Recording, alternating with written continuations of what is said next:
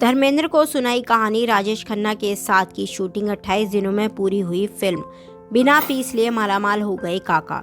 राजेश खन्ना ने अपनी एक लो बजट की फिल्म के लिए फीस ही नहीं ली थी। इस फिल्म की कहानी पहले मेकर्स ने धर्मेंद्र को सुनाई थी, लेकिन काका के साथ उन्होंने शूटिंग को शुरू कर दिया। 28 दिनों में फिल्म की शूटिंग पूरी हो गई थी और फीस न लेने के बाद भी काका फिल्म की लागत के 10 गुना से ज़्यादा कमा गए थे। तो चलिए जानते हैं इस किस्से के बारे में। हिंदी सिनेमा में कई ऐसी फिल्में हैं जिनको कई बार भी देख लो तो मन नहीं भरता। यह 1971 में एक फिल्म आई थी जिसमें एक फ्लॉप एक्टर के साथ बॉलीवुड के पहले सुपरस्टार राजेश खन्ना की जोड़ी बनी। ये वो दौर था जब हिंदी सिनेमा में राजेश खन्ना की फिल्मों का लोग बेसब्री से इंतजार किया करते थे।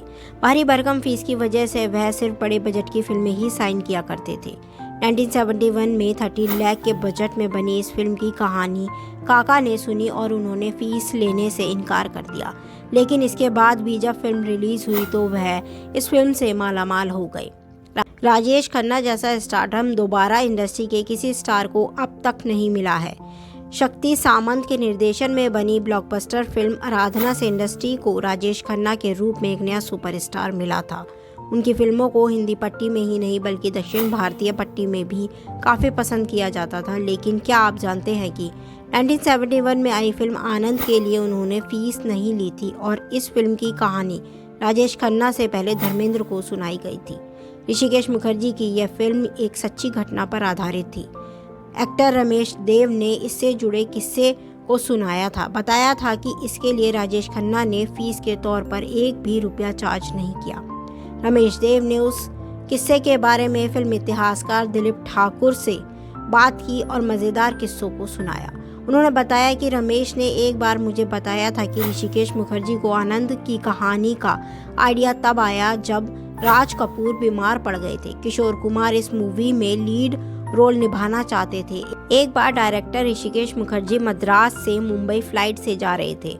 उसमें धर्मेंद्र भी थे। अपनी फिल्म की कहानी को उन्होंने सुनाया था, लेकिन बाद में राजेश खन्ना के साथ शूटिंग शुरू कर दी थी। धर्मेंद्र ने एक इंटरव्यू में खुलासा भी किया था कि उन्होंने ऋषिकेश मुखर्जी को नशे की हालत में पूछा भी था कि उन्हें कहानी सुनाकर राजेश खन्ना को क्यों लिया।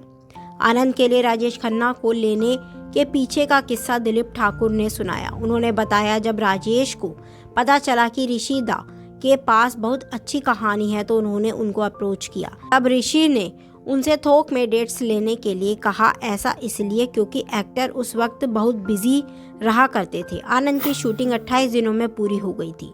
फिल्म इतिहासकार दिलीप ठाकुर ने बताया कि रमेश ने मुझे बताया था कि राजेश खन्ना हर दिन 2 घंटे के लिए आनंद की शूटिंग के लिए आया करते थे, फिर चाहे वह कहीं भी अपनी दूसरी मूवी की शूटिंग कर रहे हों।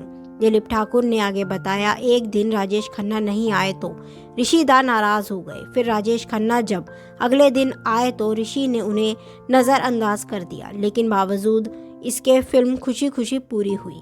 इतना ही नहीं, कहीं दूर जब दिन ढल जाए को राजेश खन्ना ने खुद पर फिल्माने के लिए कहा था, जो कि क्रेडिट सॉन्ग था। उन्होंने कोई फीस नहीं ली, लेकिन उन्हें अपनी फिल्म शक्तिराज फिल्म्स के तहत आनंद के डिस्ट्रीब्यूशन राइट्स मिल गए थे। इसके जरिए राजेश खन्ना ने 10 गुना ज़्यादा कमाई की थी। राजेश खन्ना की इस सुपरहिट फिल्म में अमिताभ बच्चन भी अहम भूमिका में नजर आए थे। फिल्म में न सिर्फ इन दोनों सुपरस्टार की एक्टिंग को काफ़ी पसंद किया गया था, बल्कि फिल्म ने भी बॉक्स ऑफिस पर शानदार कलेक्शन किया था।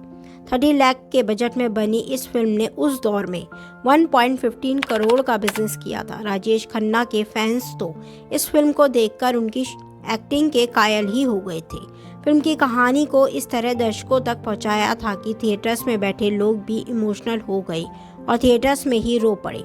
ऐसा इसलिए क्योंकि इस फिल्म की कहानी जिंदगी और मौत के बीच की है, जिसमें दर्शकों के दिलों पर ऐसी छाप छोड़ी थी कि लोगों की आंखों में आंसू आ गए।